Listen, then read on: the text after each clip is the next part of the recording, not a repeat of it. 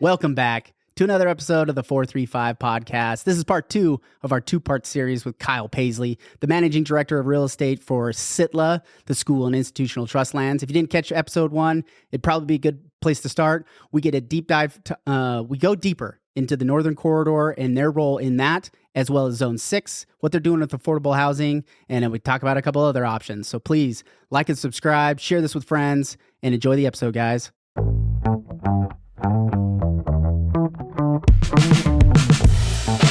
From the Blue Form Media Studios, this is the 435 podcast, the pulse of Southern Utah. I've got a lot of good friends and we've got a lot of good relationships with the federal government. So I'm not here to bag on the federal government. Yeah.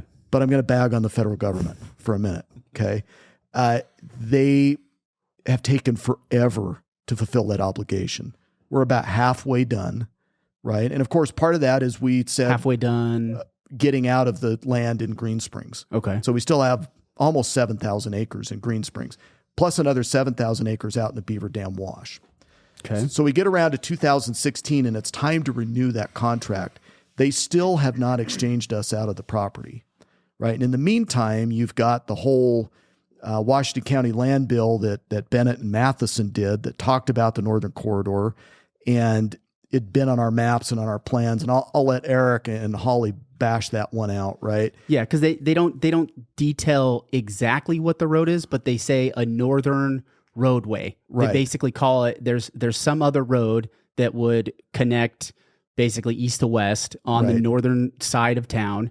And it doesn't detail exactly this particular plan, but I think the argument that Surf Southwest Utah is saying is that basically Red Hills Parkway is that road. That's in their argument is that that's the road that can suffice or satisfy that northern roadway. Of I can't remember exactly how they detail it in the stipulation, but it's basically a northern roadway. Well, and that's fine. That's the argument, and she can make that. But starting in 2009, as soon as that Washington County land bill was done, all of our plans with Public Works and all of our plans to develop Green Springs had the terminus of the Northern Corridor in Green Springs. Mm. And so all of our plans showed that from that time going forward. So that was, in working with Matheson and Bennett's office, that was always our understanding, is that it would go somewhere and terminate there, right? I mean, the exact way that it would squiggle through, that wasn't necessarily planned out, but it would terminate right there in Green Springs. This might be a little bit of a loaded question, but well, maybe I got a loaded answer. Do you think the timeline on the federal government taking so long, is that a political move, or what's your thought on priority list issue? Yeah. Is it just the movement of the federal government is forever? Or what do you think's going on in the back end? So yes, all of the above. Yeah. So sure, there's politics with that. You've seen different administrations come and go. Some that want to move quicker than others, and it's contingent because we're exchanging land in other parts of the state, right? So now, one of the things that slowed some of this down too, like for the private individuals, and not for us necessarily, was that Harry Reid made it impossible to trade land outside of your state. Harry Reid, oh my God! I thought Harry was such a good guy. Goes back to Jeremy Johnson. Yeah. So connected to Jeremy. Anyway, but that's a segue. So there's all of those things are involved, right? I mean, there's good people at the federal government, in the BLM and others, and Fish and Wildlife that I've worked with that want to try to see this get done, but it gets caught in the cogs and the wheels. Well, even Eric detailed on our episode that it was the Fish and Wildlife came to him in 2016 to say, hey, let's figure this out. Yes. So it wasn't like the county has endlessly pushed this. Right. And so that's where, so the idea of the corridor, it wasn't formulated out of SITLA. It was separate from that. Yeah, we didn't push the formation of the Northern Corridor, right? I mean, that's a function of looking at traffic and projections and the needs of the community, right? But for us, obviously it has a benefit because it terminates. And like I said, starting in 2009, our plans is we did the North Green Springs area that abuts that. All of our engineering plans showed a terminus there, and the Washington Parkway that terminates there is built to be the northern corridor. Right. The right-of-way was set aside. It was built and graded. It's not built all the way out, Right. but the right-of-way is there and everything's built. So it's disingenuous to say that that was not something that we the intention or contemplated. the clear direction from 2009 until today. Right. The assumption is that road was going to continue and connect somewhere on the west side of the county. Right. And we had done the Washington Parkway where it would connect into milepost 13. So that for us was something we'd always anticipated. So now let's fast forward to 2016 and just how we're involved, right? Again, I won't get into the machinations that Eric and Holly can go back and forth on, but where we're involved, we get to 2016, the incidental take permit expires, and now it has to be renewed. So we're looking at this and saying, look, federal government, you have not exchanged us out of this property yet.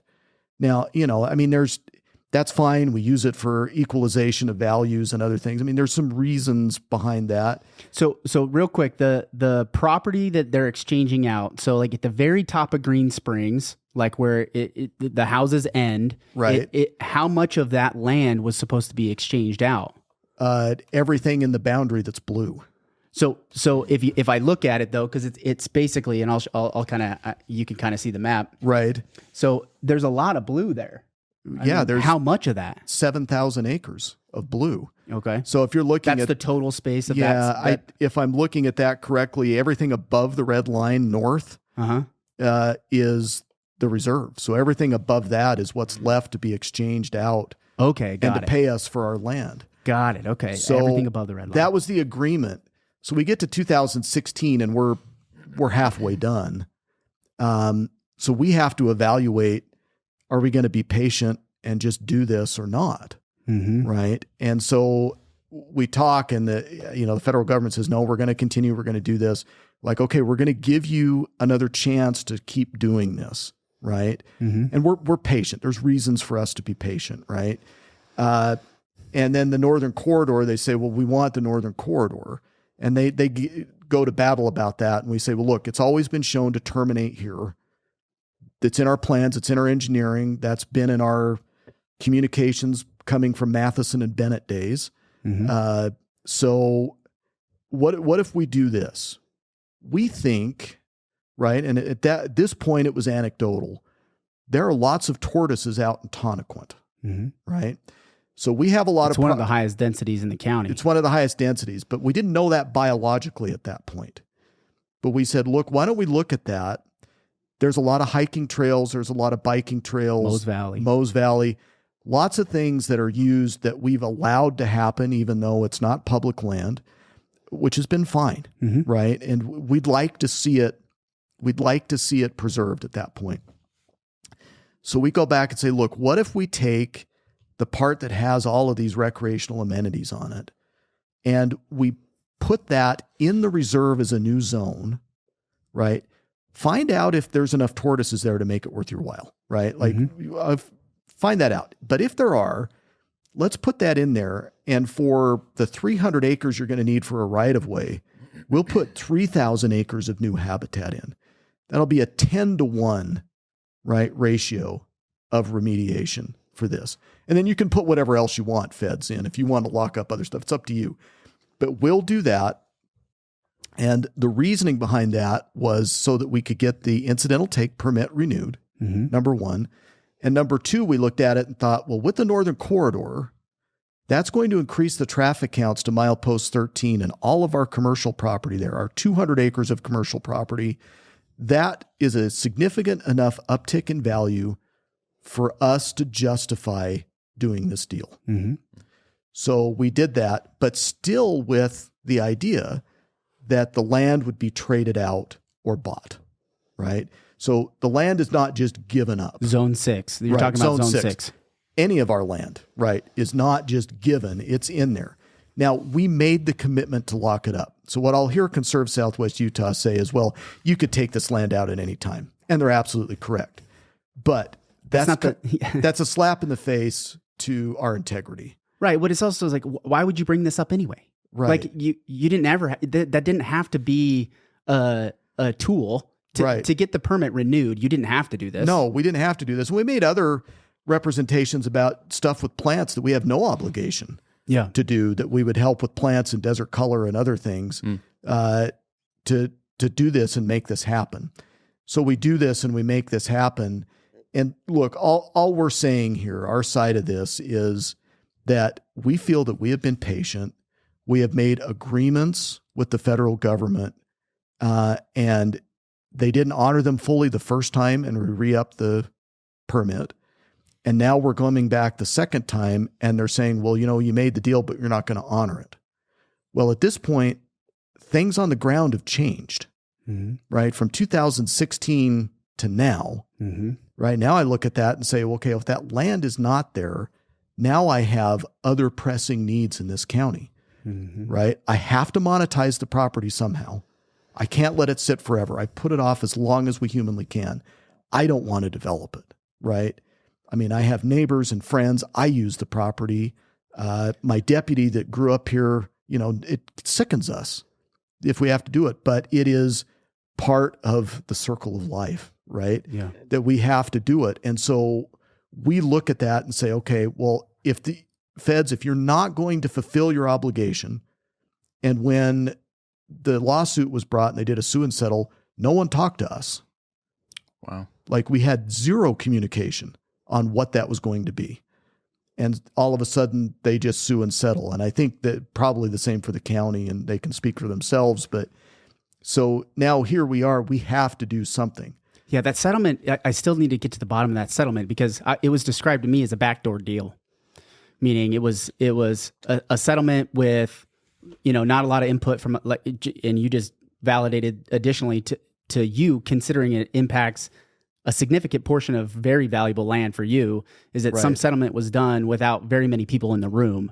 And so I'm trying to understand why was that settled the way it was? I don't know. I mean, I don't know, but all I can tell you is that we were not consulted on it. We knew it was happening, but we were not consulted. Like, well, what would that mean if we did this? Because it changes the entire tenor of the agreement that we made. Look, I think I can represent for our agency, I mean, that we make commitments and we stick to them. So if we make that commitment, we will stick to it, right? They're not wrong when they say, look, we could pull out at any time. We could pull out of Zone 3 at any time. Right? I've got habitat I can use for mitigation and Tonnequin to develop Zone 3 if I want to. But Zone 3 is the one above Green Springs. Green Springs. Okay, yeah, right? yeah. But why? Yeah. Right? We made an agreement. We want to stick to that agreement. We were fine with that agreement. It's frustrating because it's almost like the federal government is doubling down on the way the government works, and then the trust lands is operating like a business and agreeing to their agreements. Yeah. Yeah. And I don't, I don't speak for the federal government. We have a lot of, and again, I want to make sure this is very clear. We have a lot of very good dealings with the federal government. Well, so we've got great deals. This is one of the only places, honestly, that we're really sideways with them on our deals. So when I look at this, it doesn't make sense to me that Zone 6 area, there's not a lot of infrastructure.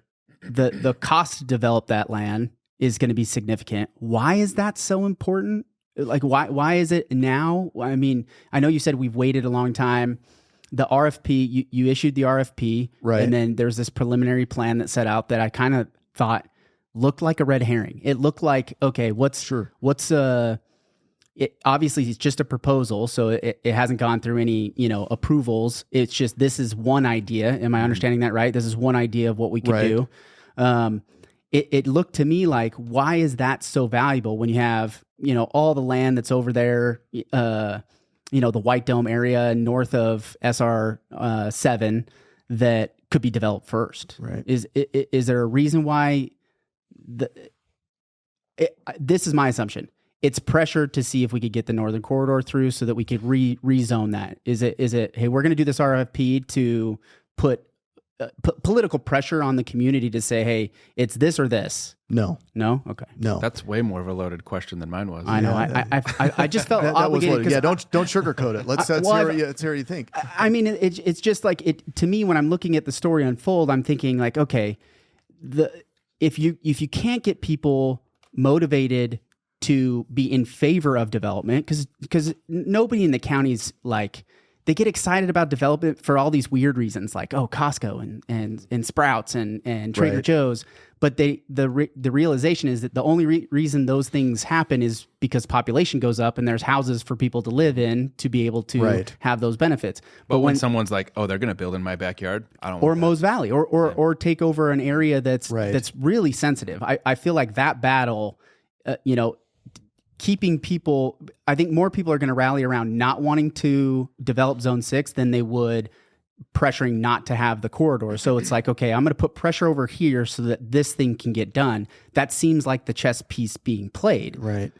So let me talk about that just a little bit. So you see a lot of land, right? You look and you say, well, you got a lot of blue squares. Development's not that simple. So let's take the case you say north of SR7 in the White Dome. Mm-hmm. The majority of the White Dome is already sold to the Nature Conservancy as conservation. And the stuff that's not is already under contract with Fort Pierce Industrial Park or other things. And there will be some affordable housing that'll be part of Desert Color and those, but they're smaller parts. They don't move the needle, right? We have come to the point, and people talk about development, and I'm going to get back to Zone 6, so hold on. But we've come to the point in the county where we've reached a tipping point. It's not retirees moving here anymore. We need places for our children and grandchildren to live. And anybody that comes out and starts saying, well, we can't build anymore, then what you're saying is that people can't grow their families here. And that's not all the growth. I get that, right? But 50% of the growth is natural growth. So where are our children and our grandchildren going to live? How are we going to keep the community vibrant? If you don't manage growth, growth will manage you. Mm-hmm. And you don't manage growth by stopping it, and you don't manage growth by letting it go wild, right? I don't argue. I'm not going to argue with the point that if you don't manage growth, growth will manage you. And we've seen that happen, right? I think the fields and little valleys is my obvious go-to answer to that, because that causing the traffic and all the stuff, because the original proposals out there in those areas were not to have it just a sea of homes. Right. It was to have commercial mixed into it. And the city and the city councils, for various reasons, but mainly opposition by the residents, Right. Kept that from happening and saying, okay, our R110 is what you get. And so that's caused a significant amount of issues all over, with traffic, right? Right. Whether it's River Road or the Green Springs exit, Right. which is a disaster, by the way. Right. And I'm going to admit that. So, but what my thought, I couldn't help but think Kempsey Gardner has projected that the retiree community is going to continue to grow as a percentage of the county Yes. over Yeah. the next 20 Oh, to 30 absolutely. years. So the pressure for growth would be, we need to grow in a way that we can have families here, because Yes. if not, then the retirees are going to be all that's left, which is a economic cost to everybody. Yes. Right. Because it's, Yes. every house is a cost to the municipalities, Right. and a cost to the community. They're, Right. and they're not as much economic drivers, because they're mostly on fixed incomes, right? Right. They're not contributing to that local economy, which makes it fragile. Right. Right. And we saw that in 2008 is a big portion of why we tipped the way we did in comparison to the rest of the country in different ways, is because we had a huge retirement community and not a very diverse economic ability. So I get that point, but going back to why Zone 6, Right. So why specifically Zone 6? The Right. value of the property, from what I understand, is significantly valuable, Right. because of the landscapes and the ability to sell what that property would Right. ultimately be is significantly more valuable than almost any of the other land. Is that right? Yeah. For a portion of it, yes. So let's talk about this. So you hit the nail on the head that growth has to move more towards family type growth, right? Mm-hmm. Most everything zoned and everything now is skewing towards retirees or other things, and we can change some of that and move some of that. But in order to get housing costs, we're going to shift to affordable housing just because I think we need to for a minute. So in order to get the cost of housing down, it's not land. Land is not the significant problem with affordable housing. That's funny because that's the developers say that it's the cost of land. Yeah, it's not the cost of land. That's not the raw cost of land. So if you were to take a typical home, the cost of the raw land, right, is 8 to 10% of the price of a home. Right. So it's not going to move the needle enough. Where the problem is infrastructure. Yeah, the development costs. Yeah. It's not margin that the developer's getting, and it's not the regulation of the city. Right. I'm gonna play advocate here. That's what you hear. Well, if you just give us the land, well, that's not going to do it either. The infrastructure. So 10% of the cost of a home at most is the raw land. But if you look at the cost of a lot that's developed, it's a third or 50%. Yeah, I think right? it's a third, yeah. Yeah, depending on where you're building. What's causing that cost? That's infrastructure. Mm-hmm. So infrastructure is the big nut you have to crack. If you can lower the cost of infrastructure, then everyone else can play, right? The landowner can play enough. The developer can play enough. Cities and others can play enough if we can lower the cost of infrastructure. And when you talk about infrastructure, are you talking about sewer lines, water lines, power lines, Yes. roadways, right? Yeah. Limited to that? Is there? Because there's some tertiary or ancillary infrastructure like schools and fire and police and things like that. But for the most part, it's just the raw materials and the raw cost of development, from below ground to the pad, right? Okay. Right. Yeah. So how do you lower the costs? Well, that's interesting. So let's look at the land. So we look at that and say, okay, how can we move the needle with affordable housing, right? So here's the big pieces we have that make sense. They're in the path of development. And Warner Valley's really not in the path of development, honestly. Not at all. Not at all, right? It's a ways out. But it's something that moves the needle. It's 3,000 acres. We have Laverkin. Mm-hmm. So that has a couple hundred acres that's ours. Mm-hmm.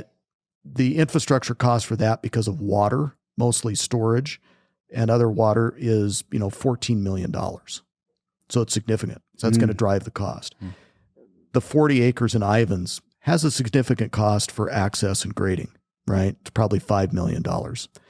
Warner Valley is probably an $80 million nut to crack for infrastructure to make it work. Tonnequint is a few $1 million. Especially if you go to that lower area that comes right off Navajo. Mm-hmm. That whole thing is surrounded. It's next to the water treatment plant, the sewer treatment plant. It has all the water, power lines that go over. If I look at that from a strictly methodical development perspective, then I say, where can I get somewhere with the lowest cost development of infrastructure? It's that lower part of Zone 6. Not the stuff up on the hill, right, up by Mose Valley, but the stuff down below the Zen Wall that's right off Navajo, where the most tortoises are. That is now probably the cheapest play for infrastructure in the county. Right where Bear Claw Poppy is. Yep, to move the needle. So looking at that from just a cold, hard reality, right, that's not a political play. That's reality. Well, and that would be right in alignment, going back to in the path of development, the eastern corridor, the projected road that would go from Ivans down basically to Sun River is essentially where that road plan would go, is it would go right by that land. So you'd have additional roadways down in the future UDOT plans for that would run right down as well. So, but you wouldn't need that in order to develop that. Right. So, without getting into affordable housing, we have some time we can do that, but that is the genesis of Zone 6. So we laid the map out and said, okay, where can we move the needle? And we took everything off the map. We just went, okay, where can we go? And we're like, well, geez, this makes the most sense. Interesting. From a infrastructure perspective. So that kind of goes back to my question earlier on political plays, not specific to Zone 6, but it's not a political play. It's just reality. It's just reality. And the problem is we live in a world where realities are used and bent for political purposes. So we'll let people use that as they will, but this is the reality. So maybe help me understand. That Zone 6 area, though, isn't a part of the affordable housing RFP that was issued. It is. It is. Okay, because on the site it only feature. Oh, it does say Tonnequint block. Yeah, it does. Now we it says future optional option parcel, because again, we will fulfill our obligation if the other side fulfills theirs. Yeah. Right. It's as simple as that. Or in other words, if the Northern Corridor gets done, we don't need to worry about any development in Zone 6. Right. It's part of that. Now, Conserve Southwest Utah wants to say, well, you could pull it out at any time. They're separate. They claim that it's separate, and they claim that you could pull that at any time. Right. But that's dependent on just the federal government, right? Yeah. That's the depending factor on it, right? Is because the beneficiaries need to get some value out of that land. Right. And that land, if the federal government was to come in and exchange that out, or would they purchase it or would they exchange it out? They could do either one. They could do either one. I mean, you could do either one, but right now, if people say, well, let's purchase it. Well, what's the opportunity cost for us now? Right. The opportunity cost now has gone way up because now we know it can be used. Mm-hmm. So, that's the thing with our mandate. Our mandate drives and builds communities. Yeah. And that's a double-edged sword for some people. Yeah. So we need to get Celeste to send this episode to Trump's people. Get these rocking. Yeah, well, I mean, he already approved. He approved the corridor, and then immediately the Biden administration came in and stopped that. Is that the way I understood it? Well, yeah, more or less. I mean, that's they didn't agree. They got sued that the biological opinion was not correct. That it was more damaging to take the 300 acres out than put the 3,000 acres in. That's essentially what they're saying. They're putting a lot of effort into these turtles, man. Yeah. I'm not saying they're not important. Because they are. Well, I'm fine with. It's a tortoise. Jeff. Yeah, they're a tortoise. I was corrected. Yes, and I need to. I feel an obligation going back to well, it's a tortoise. And look, I'm very to the layperson. It's a turtle. I'm very upfront with this. Our mandate and conservation and other missions are not mutually exclusive. They can all happen. Great point. And we showed that it could happen. And what happened is that it got undone by people who had an emotional reaction to it, right? But we showed that they're not mutually exclusive. We can do conservation and do infrastructure. We can build and save land. You can do it, right? Now, it may not be the way everybody likes, but it can be done. And I think we've shown that across the state. It can be done. And that's, again, I just want to reiterate, we follow our obligations. So anybody says, well, you could pull it out anyway. Well, you're right, but we follow our obligations. Yeah. As long as the other side follows theirs. Interesting. Right? So we'll do that. So yeah, that's the story with the Northern Corridor. So, I think that helps give me a little bit better perspective on the chips that are at play, because the development cost is lower for that Tonnequint area than these other affordable housing. And it's going back to the governor's mission of, because I think this goes back to before we even started the podcast. I was thinking in my head, I'm like, because I heard from developers, it's the cost of land. I was like, well, who has the land? Well, SITLA has the land. So why wouldn't SITLA in looking at their beneficiaries saying, by developing these areas and setting aside affordable housing for schools and institutions that they're serving to benefit those, whether it's educators or whether it's, being a school in itself, I thought there was value in saying, we're going to set some aside, this land, not for short-term rentals, which has been a huge financial driver for SITLA. But this is a long-term play where it might not necessarily like pencil out as to saying this much, these dollars are being generated, but there's a second and third order consequence of holding this land aside for these beneficiaries. I felt like that was a smart move. And this is the first time that SITLA's ever used affordable housing as part of their development. Is that right? Well, no, we have affordable housing. I mean, we have examples we can point you to in Kanab. We're working on something in Coral Canyon. I mean, yeah, we do it where it can make sense. But what needs to happen with affordable housing, and this is the problem, is you get everybody in a room that talks about affordable housing, and everything becomes a you problem and nothing is an us problem, right? Like if you gave the land, if you gave up impact fees, if you cut your margins, right, we would solve the problems. Well, you know what? Not one of those by themselves is a silver bullet, but a portion of all of them is.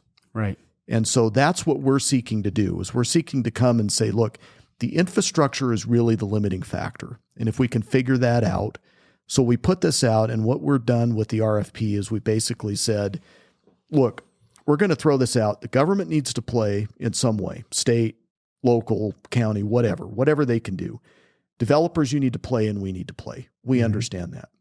So let's take kind of Warner Valley as an example. All right. Huge infrastructure nut to crack, right? That would be spread across the cost of every lot. If you can lower that, that helps. So what we'll do is we'll go and say, okay, here's a piece of property. I want everybody to put their money where their mouth is. I want everybody to talk about us instead of you. So here's this piece of property. These are the limiting factors to the piece of property. So phase one, we're going to go and say, okay, state, do you have any incentives for this? Whether that be low-cost loans, whether that be an infrastructure bank, whatever that may be, in order to get affordable housing, right? And when we're talking affordable housing here, we're talking detached single-family for-own homes, right? Okay. So not apartments and townhomes, those all fit into the equation, but that's really where we're lacking, right? So we want to look for that. So throw all those tools on the table, right? So how can we do that to help lower the cost of infrastructure or any other costs there?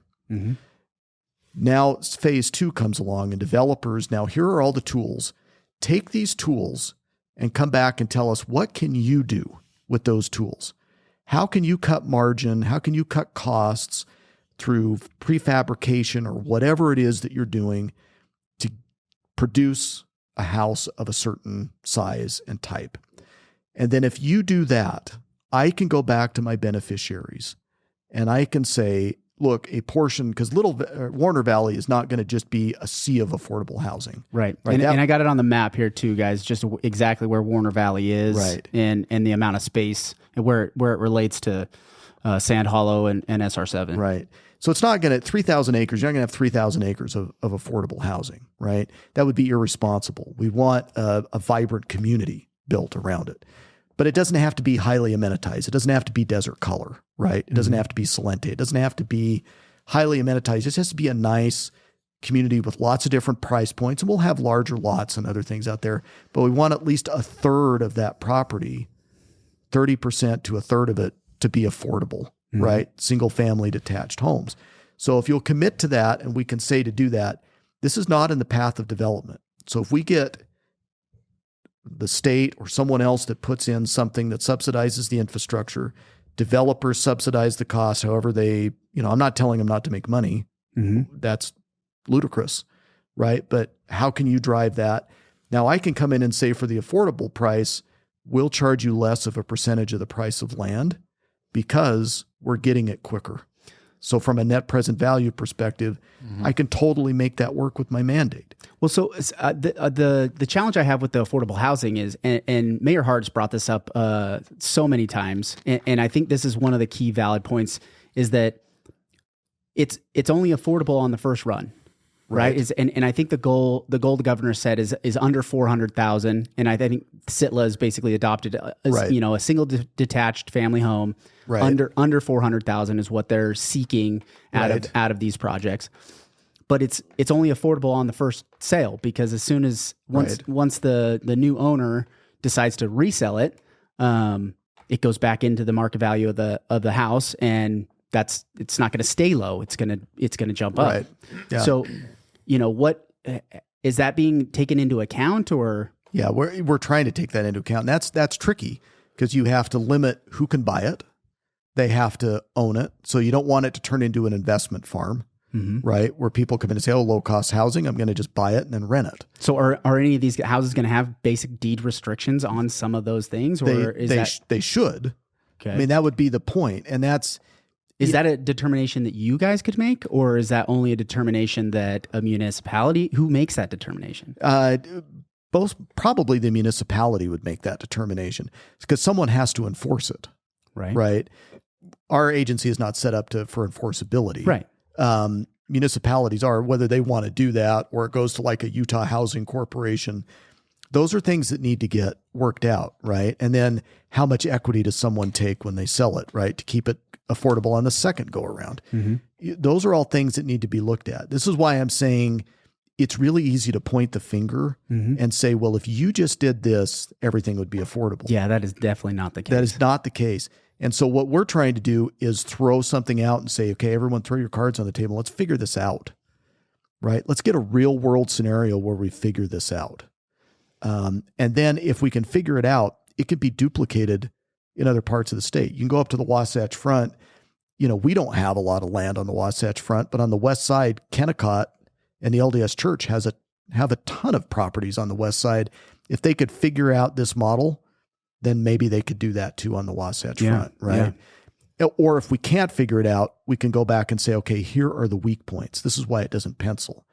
But to just say, well, it's just the land, right? Because I've heard, you know, lots of things that are floating around with spreadsheets. Well, 25% of the cost of the home is the land. Yeah. No, it's not. It's not the land. That's the developed cost of the land. Right, not the raw land. Not the raw land. It's, you know, not that there's not some play there that the landowner maybe can be involved in, but that's not the panacea. That's not going to solve the problem. Yeah, there's not enough in the margin area of it. Just the land itself isn't enough to get it down. Right. Everybody does have to take a haircut. Right? Yeah. Everybody does. And so, figuring out, it's a tough puzzle. I think, you know, what I've settled on with the affordable housing is that it's a moving target. It's not, there's no goal. Like we can't just like, oh, hey, we've reached this time to where supply and demand are in this perfect balance and that, you know, the values of homes aren't going to go out. We know that that's not going to be the case. So it's going to take new development. It's going to take redevelopment. It's going to take fill lots, zoning and regulations, city regulations and zoning. It's got to be taken into an account.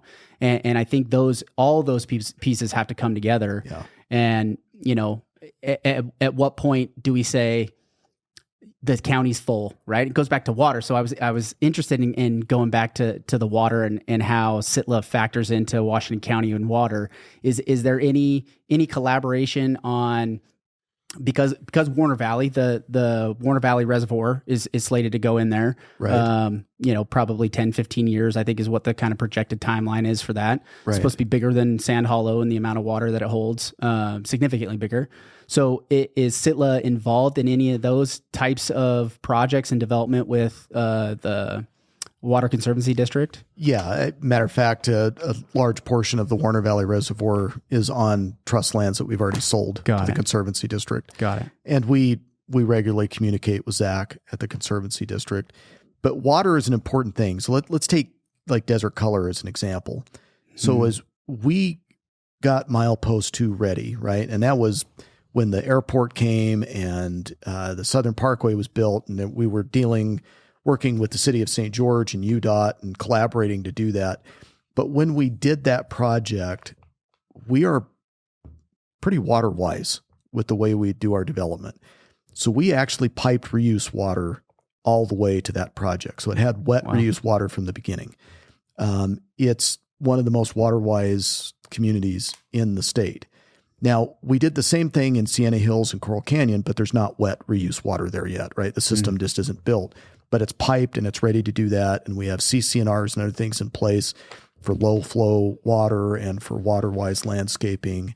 And so we've kind of been on the forefront of trying to do that because we understand it's a scarce resource. And that's, you know, we have to work with the Conservancy District. It's kind of odd. This is a state or a county in the state. You don't have to bring your own water for development, unlike the other 28 that we operate in. But I think we're getting there. I think this is unpopular to say, but we need to look more like Las Vegas from a conservation perspective, right? And the more we look like Las Vegas or Tucson, I think we've got the water to do what we need to do here. Yeah. But that's going to take some mind shift and some paradigm shift. Yeah, it's a touch and go thing because depending on the season, because we only take in the water that lands in our area, right? The only water that we have is what falls in our boundaries. Right. And that's unlike a lot of other areas. Most other areas, they're getting water from other adjoining counties, but we're on an island in the middle of the desert in the most arid part of the entire country. Right. And so, looking like Vegas is probably a way we maybe not frame that. I was thinking about Desert Color. I was thinking about Desert Color because I was at the very first meeting, like right after they had finalized the RFP with Blue Diamond Capital and Clyde Companies and the marketing that went out with these big old lagoons. Right. Is it the water-wise nature of the development to the marketing that they put out to the community did not match. They did not match. And I remember they didn't do a good job of telling that story. The very first time, I think this was like 2016 maybe, and I was sitting in this meeting and the entire meeting was around, okay, how are we water-wise? Why is the water that's there on the property, because there's a lot of water that's there, it's non-potable water, right. And comparing it to golf courses and how it's less water usage, blah blah blah. But it was very interesting to me. Is the marketing and the branding is a key piece to telling the story. Yeah, but it's complicated. It's a complex story. It is complex. I appreciate you coming on, man. We're just cresting over an hour, almost an hour and a half. So I want to wrap it up here. There's a lot more I want to talk about as far as, what the future projects and what SITLA does as a whole. But I think I think we did a good job of kind of giving your guys' perspective on it. And it really kind of rounds out all the big factors and parties' opinions and what the perspectives are. So I really appreciate you coming in and taking time to do it. You bet. Anytime. Happy to come back anytime. Thanks, man. Well, we hope you enjoyed this episode, guys. We'll see you out there. Thanks for listening in. If you enjoyed this episode, please like and subscribe. Make sure you're following us on all the social media websites. We love your support. We love the dialogue. We want to continue that going. Find us at realestate435.com. We'd love to help you find a house here in town or help you get wherever you're going.